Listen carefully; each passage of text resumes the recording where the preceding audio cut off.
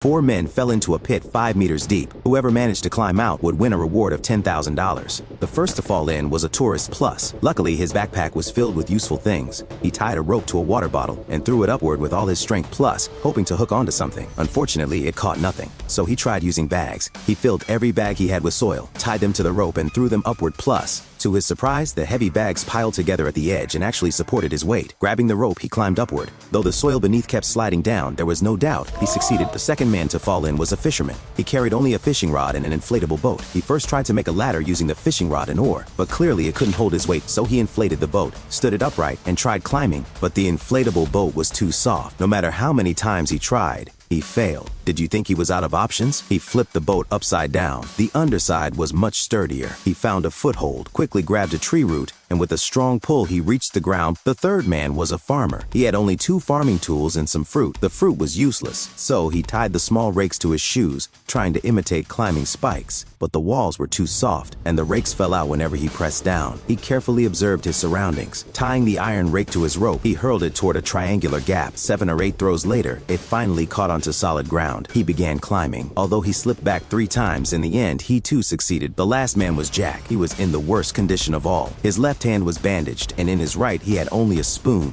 His only option was to dig the soil beneath him and pile it up under his feet. But digging with a spoon was almost impossible. For 3 whole hours, Jack dug until he was utterly exhausted. As darkness fell, he could do nothing but give up. And so, Jack became the only one among them who failed the challenge.